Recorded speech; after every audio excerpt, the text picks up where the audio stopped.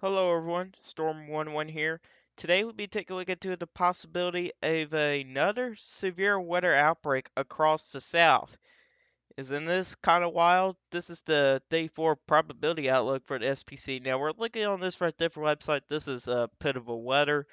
Just to give you guys a little closer up on this here. So there's a 30% enhanced risk again. And it's for those very similar areas like last time back on Easter Sunday. But there is some good news with this here. It's not looking as bad as Easter Sunday. Keep in mind of that. So we'll be going over quite a few things on here. The time of making this video, models are starting to update, but I also want to know that the reason why I've not uploaded early today is because I've been very busy all day today. So the only time we get to do it is late tonight. So let's go ahead and get straight to the chase here. So again, this is the SPC outlook. The yellow shade here, that is a 50% slight risk that goes from central Texas, it's off the screen, all the way into South Carolina. And with that 30% enhanced risk, that goes from far eastern Texas through central Louisiana, south central Mississippi, Alabama, into southwest central Georgia. Yeah, for those very similar areas, these areas here got hit pretty hard by Easter Sunday storms, and unfortunately we have multiple fatalities for that. It was just not a really good day. And the severe weather outbreak did continue the next day into the Carolinas, Virginia, even up to the portions of the Northeast, and even a day behind back into Texas and Oklahoma. So it's not been really good on that day. But there is some good news on this day, however. The tornado threat is much lower. Uh, on this day here. We do not have strong low level shear. There's not a lot of wind direction and height uh, with this setup here. But what's the reason why for the 30% enhancers? Because the SPC is indicating an MCS here. And what that is, that's a mesoscale convective system. And what that is, that's basically a cluster of thunderstorms that can go on for a while and they produce a widespread damage and wind event. And the tornado threat is very low with MCS storms. So that's really the reasoning why we have a 30% chance of enhanced risk for some of these areas in here. And the low pressure system won't be too far to the north here. It'll be going on through Arkansas, through Tennessee, maybe even the northern half of Mississippi, Alabama. So low pressure system is very close by, and you got a warm front that be passing through as well. So as we kind of look down here, where do they? So they said, like I said, there's going to be MCS there. There could be a tornado or two, despite the low level shear. The low level shear is going to be pretty weak, so the tornado threat is going to be very low. So there is guaranteed going to be some supercells out there. Don't. So the supercells in the tornado threat is not out of the question. So, but those supercells can produce damage to winds, and there could be some large hail out there as well. So and this MCS can go for a while here. It looks like it could go off the coast here at the east coast of Georgia and South Carolina. So we really have to keep an eye on this with the MCS threat. And damage surface is also still going out there from Easter Sunday. So, and those tornado numbers are going up. And I actually forgot how many tornadoes we have, but it's pretty high. Let me tell you, it's pretty high. I think we're about, I don't know. I may have to look at it again, probably on the next video. But let's go ahead and get to the chase and let's take a look at the European model first. Now, it's been recently been updated, if I'm correct. Yes. And so let's go ahead and get into Saturday here. So here's Saturday at 6. Your low pressure system is over by Colorado, the Oklahoma Panhandle, by Kansas, and the Texas Panhandle in New Mexico. And the winds are going to be starting turning for the south, so the Gulf of Mexico is going to be open. And meanwhile, over here, there's a cold front here, so and you got high pressure taking control out up into the Appalachians. So your cold front is basically stalled out right here. And how to intensify the warm front? 71 in Montgomery, 61 in Birmingham, and Huntsville 57. So there's a cold front right here, and eventually it's going to be turning to a warm front. So it'll be eventually going to be going back north. Let's move on to 10 p.m. There is going to be some scattered thunderstorm activity in eastern Texas around Dallas, Houston, Lufkin, Texas. Not too big a deal. Severe weather threat should be low. But this low pressure system is eventually going to be turning towards the southeast here. So it's not going to be going pretty far to the north. It's not. You can see here, you got storms across southeastern Texas, even across Alabama, Mississippi. That is your warm front here. And it's going to be a pretty warm and humid atmosphere in that warm sector. And let's move on to 7 o'clock, Karen. And here's your low pressure system going across Mississippi, Alabama, at least the northern portions. There could be a flash flooding threat there again, and you guys do not need any more rain. Back on Easter Sunday, some areas across northern Alabama got 5 inches of rain. So you guys do not need any more rain. You are feet above average right now. So strong winds out there, and on top of that, you've got trees with leaves. You also have very saturated ground, so tree damage and power outages will be likely with this MCS here, which I think is going to change a little bit. So your MCS should start to develop somewhere in this area in here. If we move on to 2 a.m., you got your pretty large area of thunderstorms across these areas in here. If you're curious about the winds, yeah, there could be some strong winds with it, at least for the south. Some of these thunderstorms could contain some strong winds as well. Here's the GFS. Pretty similar. Seems like it's a little further south here, so we're actually got to really watch that because that can really decrease the severe weather threat. So we're got to really keep an eye on this here. And let's move on to the NAM here. So it's currently updated to 0Z. It does not go out to that event. So let's move to the southeast. And we're going to take a look to basically your future radar here. Uh, so here you go. So here's your radar reflectivity. So here's later Saturday. Cold front passes through. And then you actually do have a cluster of thunderstorms that do develop up here. That passes by and then goes another round of storms. That is your MCS potential right here. And some good news here. Well, sort of. You do have some supercells that could develop out here, but again, the level of shears can be pretty low. Which I'll show you guys the forecast soundings on that, or the photographs. As for your future radar, let's take a look into those dew points. This can really show the lift index and also the dew points of how far north that warm front is going to go. And as you can see here, there goes your warm front. And the bad thing about this here, the warm front at the cold front does not go all the way down to the Gulf, so the Gulf will still be pretty wide open. And as you can see here, those dew points do not get that far south, but you still got really high dew points with low 70s lift index values, -8, -9s out there. So it's a pretty favorable environment for thunderstorms to develop. So what's next? The supercell composite with the cape and the shear. Now the numbers are going to be a little high. They are. As you can see here, you got pretty high values here. It's kind of widespread. You got 10s and 11s. There's a 14 down here, Southern Louisiana. So really take a look into the photograph and also as well as the shear. Let's first take a look into the shear. So here's your bars right here. And the closer to this white line here, the stronger the shear is going to be. And there is not a lot of shear at all. So your tornado threat is going to be very low. However, when you look into the photograph here, imagine if you're on an airplane or something and you're looking down, I mean straight down.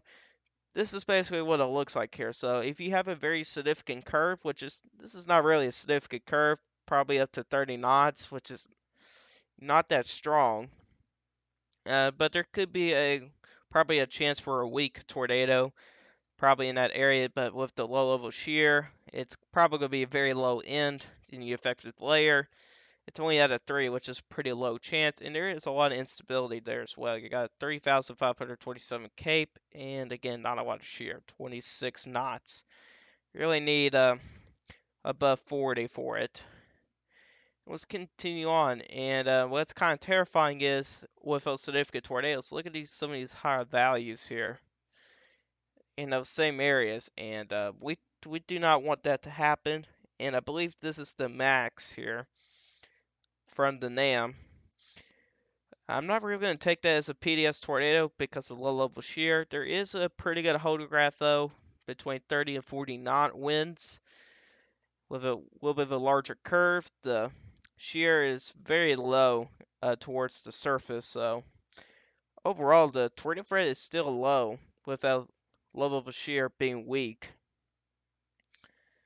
But yeah, I would not take that as a consideration in PDS tornado, and I think at this point here there'll be, from SPC standards, probably a 2 to 5% chance for tornadoes in the 25 given point miles, 25 miles in a given point. There. Let's get a little closer to the warm front here, a little closer to low pressure, see what that's like. This is in central Alabama. We'll take a look at the significant tornado parameters, and it's actually a little better here. I haven't really seen this here yet. The shear, unfortunately, is a little stronger. That's a pretty good hodograph there for tornadoes. So let me tell you that. That's a pretty good hodograph. You're between 40 and 50 knots, maybe approaching 60 knots. That's a pretty good curve. So there's a better chance of a tornado in this area. But keep in mind, this is just a forecast, so this could change around. So don't take this into consideration. So maybe if any supercells that can follow along the warm front, might need to watch for any possibility for any supercells or tornadoes. You can see here 136 knots, which is pretty high. So there's a cluster of thunderstorms nearby, so I probably will watch these areas right in here. Central Mississippi, central Alabama, where it's closer to the low pressure system, probably has a better chance for tornadoes, but a little further south, the tornado chances do get less. And I highly doubt this is going to be a tornado outbreak by anything. Direct weather this morning is calling it a tornado outbreak. I highly doubt this is going to be a tornado outbreak, but this can be a severe weather outbreak across the south, which is pretty unfortunate, and with that, just stuff we do not want to see.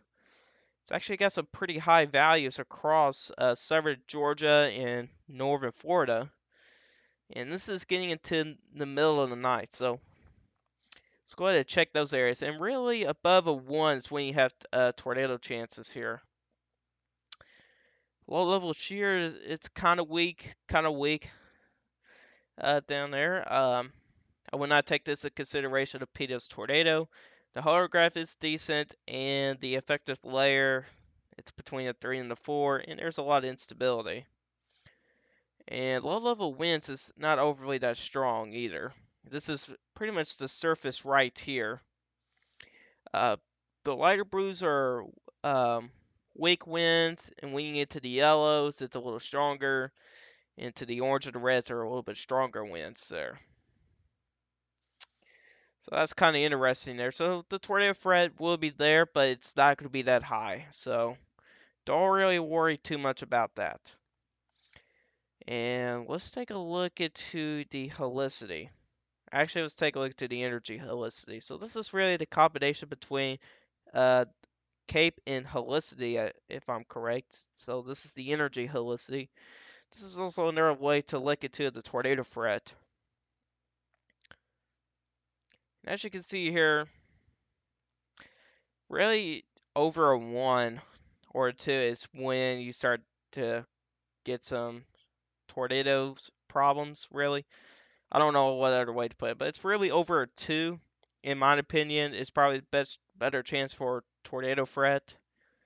As you can see here, the yellows are they're kind of widespread. Kind of is, but and again, with that level of shear, we'll probably be your friend right now. The level of shear, if that does start to increase, then the concerns start to get higher. But overall, the tornado threat should be staying a little bit kind of low inside, but I do not doubt seeing a few tornadoes out there. But they should be weak. The weak tornadoes. We're only talking about EF0 to EF1 tornadoes. And as you can see here, surface space, Cape, pretty favorable. Got about 3,000 nearing 4,000, which is a lot. And now we're getting a little bit into the atmosphere here. This is at 180 millibars.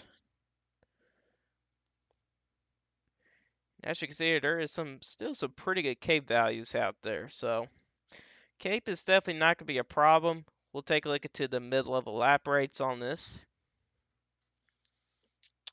And really over a 7 is when it's pretty favorable for some severe weather. But right now, it looks to be fairly weak. So, which is good news there. But what I also really want to take a look into is wind direction with height. So we're going to start off with 700 millibars. Actually, we should be starting at 500. So wind direction and height. This is when basically what it is. Like for example, like at 500 millibars, winds could be going from the west. 700 millibars, winds could be coming from the south. Kind of something like that. That would be very significant if that would be a case scenario. That would be a major tornado outbreak right there. Because that's a lot of wind direction. But anyways, this is what that's like going to happen in this event. So you got winds pretty much coming from the west. You do have some divergence here, which is going to create some thunderstorm activity in between here, and you could definitely see that for some thunderstorms across central Mississippi, north central Alabama. So the winds are coming from the west at 500 millibars, and here's 700. And it really, for severe weather issues, probably minimum of 40. So that's the yellow colors. When you get into the reds and the pinks, that's a little concerning there. And so here's this here. Um, and again, the winds are turning a little bit more southwest. So there's a little wind direction there, but it's not that significant at all. Let's move down a little closer to the surface. This is at 850 millibars. And the winds are from the southwest.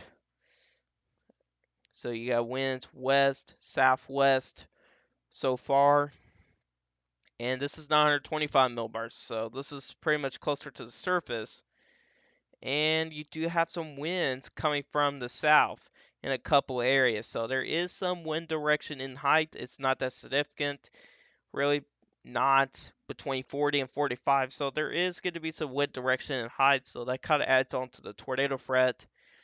But again, like I said, probably at max at 5%. There might be a 10% out there, but we probably won't see any significant tornadoes out there. It's not really the type of environment, but right now your low level shear is your best friend right now, but things can change, so let's hope that's not going to be the case here. Or, well, I meant hopefully the level of shear does not increase with the models. So that's something we're hoping for, is the level of shear to stay weak. So that's your friend right now. So let's take a look at the vorticity here at 500 millibars here to see how much energy. And this will be the last one before we end the video. As you can see here with the amount of energy, there's a good amount of energy that passes by with that cluster of storms. Then the next cluster of storms come up, and there's plenty of energies out there. So these storms have a lot of fuel for an MCS, so probably expect a widespread damage to wind event, and that's really going to ruin damage surveys, and that's really going to put a pain in these National Weather Service offices. So hopefully they can get that done before this event, because then you're going to have more surveys to do, because there's probably a chance for a few tornadoes out there. It's just not significant. So Don't panic on this event, really. Again, the 30% chance is mainly for the damage winds. We might get to see this move around a little bit, but since tomorrow is day 3, so that's when you get to see the marginal risk come into play and some of the other risk. But anyways, guys, I'm going to end it here, but hopefully you guys enjoyed this severe weather update. If you guys did like this update, hit that like button. If you really do like my channel, hit that subscribe button, hit that bell, notifications so you never miss an upload. If you guys got questions about this, you can put in the comment section down below. I will answer you guys' questions. I'll see you guys in the next video. Goodbye.